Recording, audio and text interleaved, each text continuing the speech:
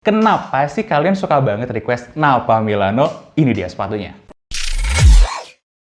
Halo guys, Dimas di sini dan hari ini gue excited banget buat ngebedah Napa Milano yang ini. Karena apa? Udah lama banget gue nggak ngomongin sepatu kulit dan gue kali ini mau ngomongin sepatu kulit dengan sedikit lebih serius.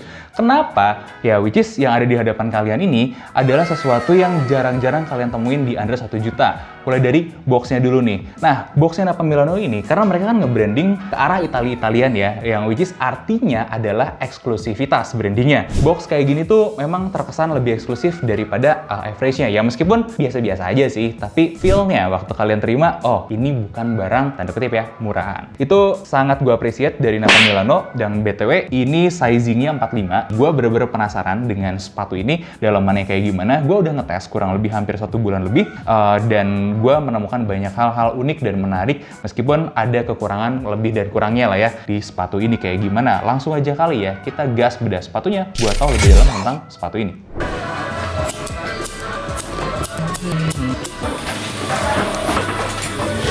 One eternity later.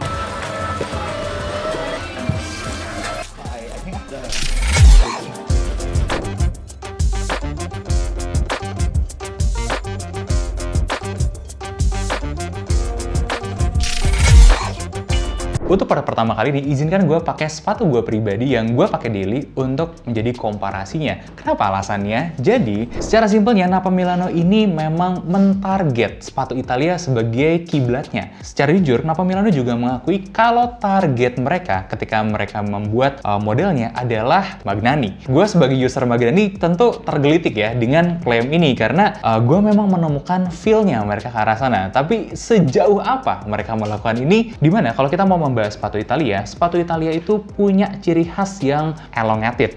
Jadi sepatunya itu panjang-panjang, kemudian banyak di antara mereka menggunakan chisel toe yang depannya mengotak tapi tetap kelihatan elegan. Dan satu hal lagi yang kalian juga bisa dapatkan di sepatu Italia adalah bagian toe areanya ini itu cukup rendah dan ketika di area punggung kaki tiba-tiba dia naik dengan cukup tajam tapi sudut-sudutnya itu masih terlihat elegan. Plus kita juga bisa melihat waist-nya itu sangat-sangat slim ya. Nah, gaya itu juga yang gue lihat diamini oleh Napa Milano waktu mendesain last sepatunya atau cetakan sepatunya. Di sini kita bisa melihat Napa Milano berusaha membuat ujung sepatunya cukup chisel ya. Meskipun ada perbedaan yang sangat signifikan. Kalau kalian perhatiin, chisel milik Napa Milano ini lebih lebar derajat sudut bukaannya daripada punyanya Magnani. Kenapa? Karena untuk membuat chisel seperti Magnani ini butuh skill yang jauh lebih tinggi. Berapa derajat tekukannya, berapa ukuran-ukuran di bagian sini, bagian samping, kemudian di titik mana dia mulai bergerak berubah sampai kemudian naik menukik, itu semua adalah ilmu dalam pembuatan last. Nah, di sini Napa Milano belum melakukan itu dengan secara maksimal seperti punyanya Magnani. Tapi, jadi mereka menyadari kalau mereka tidak bisa bikin chisel yang sekecil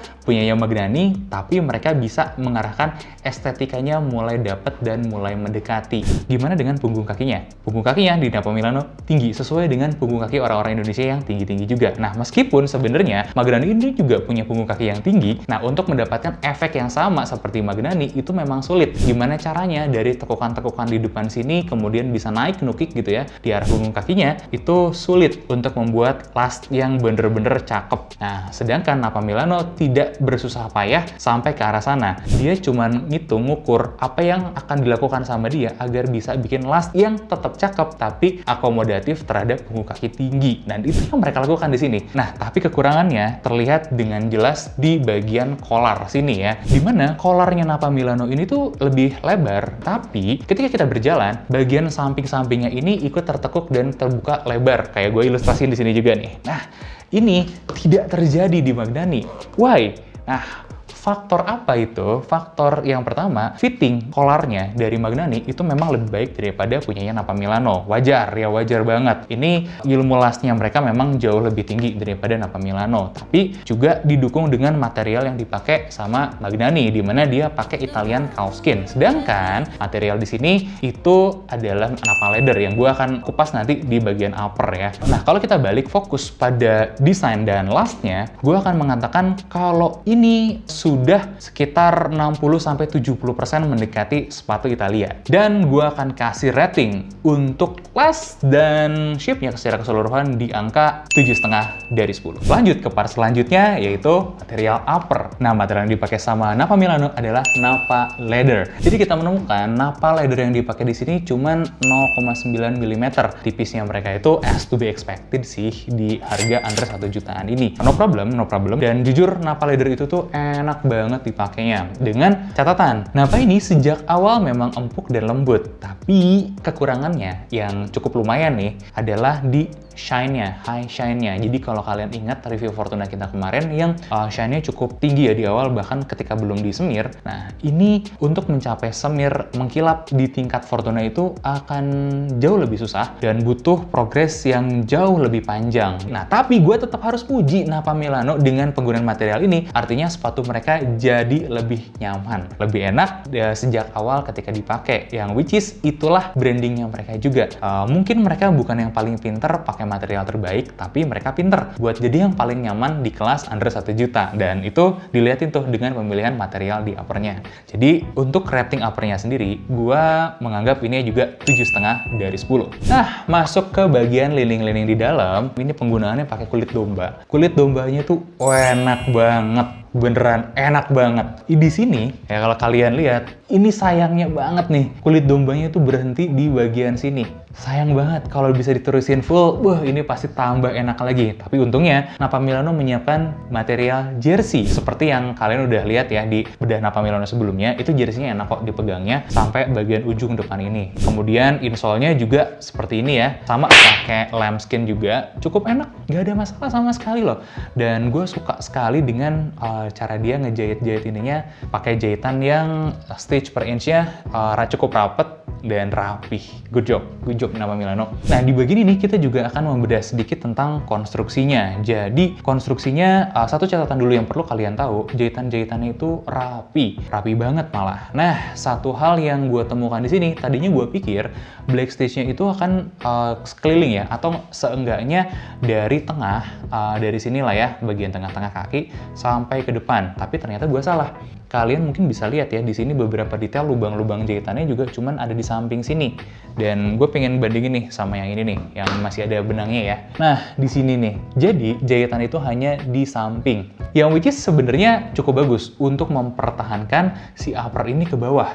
Tapi, buat gue agak sayang sih, karena kan bagian depannya jadi nggak terlindungin. Jadi, ya masih bisa-bisa aja nggak bagian depannya kalau umur lemnya habis. Aduh, please take note nih Nappa Milano, sayang banget. Gue suka kalian melakukan inisiatif seperti ini. It's good. Lem kalian juga ya normal-normal aja di kelas kalian. Gue nggak bilang dia super kuat. Kalau gue ngeliat dibandingin dengan yang kelasnya dia, lemnya masih kuat koku. Tapi ini nggak buruk. Maksudnya memang proper di harga segitu ya. Gue yakin banget kalau ini dibikin full black stitch, harganya pasti akan jauh lebih mahal. Apalagi black stitch-nya juga kalau mau proper ya. Kalau mau proper, jahitannya nggak segini. Kita coba ukur bareng-bareng ya. Ada berapa nih? Nah ini cuma 2 stitch per inch. Nah, jadi gue pengen ngeliatin, ini 1 inci, kalian cuma mendapatkan 2 stitch. Karena kalau untuk kelas dibikin pakai tangan, jahitan lebih banyak itu menandakan kalau mereka lebih kuat ya nempelnya dari upper ke bagian soalnya ini. Nah, rekor yang pernah gue tahu itu adalah 14 SPI atau 14 stitch per inch. Itu yang paling rapat untuk kelas handmade di Indonesia. Setahu gue yang punya barangnya untuk bikin 14 SPI pun cuma ada 1 orang di Indonesia. Dan di sini ini nggak terlalu rapat juga gitu. Jadi memang gue harus akui ini kurang proper ya untuk kelas black stitch. Jadi kalau kalian mau tahu lebih propernya gimana, setidak-tidaknya kejarlah di 5 stitch per inch ya. Ini yang jadi alasan gue cuman kasih rating 6,5 dari 10 untuk konstruksinya. Kita masuk ke bagian sole. Nah, di sini gue cukup suka nih. Nappa Milano ini bilang dia develop sendiri solnya dengan kombinasi ada 3 material ya. Material utamanya, jadi bongkahan yang paling besar yang kalian lihat ini adalah fiber. Ternyata mereka menggunakan 2 fiber di sini. Kalau kalian bisa lihat detail ya, ini kelihatannya padat banget kan. Fibernya ada 2 lapis. Nah, kemudian untuk bagian paling luar dari outsole-nya itu mereka pakai rubber. Ini dilem bagian rubber luarnya. Ini untuk apa? Ini untuk memaksimalkan umur dari si sole-nya itu sendiri dan memaksimalkan gripnya. Kemudian di bagian heel itu pakai bahan seperti EVA ya. Outer luarnya lagi pakai material Ini rubber sih kalau gue pegang, rubber lagi. Apa salahnya sih pakai material fiber dan rubber? Toh sepatu mahal juga pakai ini. Oh, tunggu dulu. Jadi, kalau kita mulai masuk ke ranah sepatu kulit, secara klasiknya memang dituntut pakai sol kulit. Dan kemudian outernya, ya bagian luarnya, ini bisa dipasangin karet seperti ini atau pakai vibram sekalian di bagian sini dan bagian sininya untuk memperpanjang umurnya. Sepatu-sepatu dengan bolonya stitch sejak awal memang sudah selentur dan seelastis ini dari baru. Nah, dan karena itu juga mungkin ya, Napa Milano tuh nggak bisa bikin bolonya stitch karena itu black stitch yang paling ribet dan paling susah untuk direplikasi. Akhirnya mereka memilih mungkin pakai bahan fiber yang lentur untuk bisa mengakomodir itu dan cuma di black stitch doang. Tapi untuk lenturnya gimana sih? Nih, gue pengen kasih kalian ilustrasi lagi ya. Secepat apa gue bisa nepuk ini? Bedain dengan ini. Sih. Jadi untuk sol seperti ini, gue akan memberikan rating 7,5 dari, 8 dari 10 untuk Napa Milano. Nah, sampailah kita pada part kelima, yaitu kenyamanan. Dimana perlu kalian ketahui, ini tuh size 11,5 atau setara dengan 46 ya. Dan Napa Milano ini 45 ya. Tapi sentiannya sama, width-nya, lebarnya juga sama. Akomodatif banget kan buat ini ya, kaki-kaki orang Indonesia. Yang kedua nih, untuk support si sepatu kulit itu cukup proper dengan adanya sanks di bagian sininya ya. Nah, sama Napa Milano juga berhasil melakukan itu dengan sanksnya. Kenyamanannya still good. Nah, yang berikutnya, disinilah Napa Milano shine ya. Mereka tahu material daleman yang nyaman itu pakai apa sih? Pakai kulit domba. Oh, pakai jersey fabrik yang ya masih enak gitu ya. Kemudian fleksibilitas. Mereka juga mengedepankan fleksibilitas yang baik. Ini ada dikasih busa-busa gini doang. Ya nggak terlampau gimana banget, tapi ini membantu untuk kenyamanan overall-nya ya. Pakainya, fleksibilitasnya, fittingnya, sampai empuk-empukannya, touch feel-nya, semuanya jauh lebih nyaman. Dan disinilah lagi-lagi Napa Milano bersinar. Mereka bukan juaranya bikin konstruksi, mereka bukan juaranya pakai material terbaik, tapi mereka tahu gimana cara bikin last yang terbaik di budgetnya sampai kelihatan cakep, dan mereka tahu gimana caranya sepatu mereka terasa nyaman. Nah, itu dia kelebihannya Napa Milano, dan jujur untuk kenyamanan gue akan kasih nilai 8,5 buat Napa Milano ini. Tapi apakah artinya gue akan menggeser statement gue kalau sepatu kulit Anda 1 juta itu sampah? No. Enggak. Mungkin dari review ini, gue pengen menggambarkan sama kalian betapa kurang bisa propernya ketika kita punya budget 1 juta untuk sebuah produk. Coba kalau kalian ingat, waktu kita bedah Koku misalkan ya, yang 1,5 lebih ya, 1 juta lebih lah pokoknya dengan yang under 1 juta. Terasa sekali perbedaannya, dan perbedaan paling signifikan yang terlihat itu adalah di bagian konstruksinya, jahit-jahitannya. Sangat excellent sekali beda harga di atas 1 juta dibanding di bawah 1 juta. Ya kan? Nah, jadi kalau Koku mengorbankan konstruksinya waktu itu dengan hanya di lem yang under 1 juta, Napa Milano mengorbankan material, nggak ada yang sempurna di bawah 1 juta. Dan untuk Napa Milano, gue akan kasih rating 7,6 dari 10. Cukup excellent kan? Buat kelas sepatu kulit under 1 juta. Karena ya memang gue merasa ini cukup proper dengan beberapa catatan. Tapi ya kelas-kelas Napa Milano inilah kalian bisa mendapatkan yang terbaik di harga under 1 juta. Nah, gue dan tim sedang mencoba mensummary apa yang terbaik yang bisa kalian dapatkan under 1 juta dengan catatan kekurangannya di mana, dan gue akan mencoba mengcompare beberapa sepatu under 1 juta yang pernah kita bedah juga nantinya. Nah, stay tune terus di YouTube kita, dan jangan lupa like, comment, dan subscribe buat menunggu segmen-segmen kita, program-program kita, dan konten-konten kita selanjutnya. Dan ini bukan akhir dari bedah sepatu kulit kita, karena akan banyak sekali program-program terkait sepatu kulit lainnya yang bisa kalian tunggu. Seperti apa? Tunggu aja di channel kita tercinta. Bang, kenapa nggak dipotong? Gue lagi ada rencana nih. Kayaknya mau gue jadiin sepatu running. Gue kirim random gitu.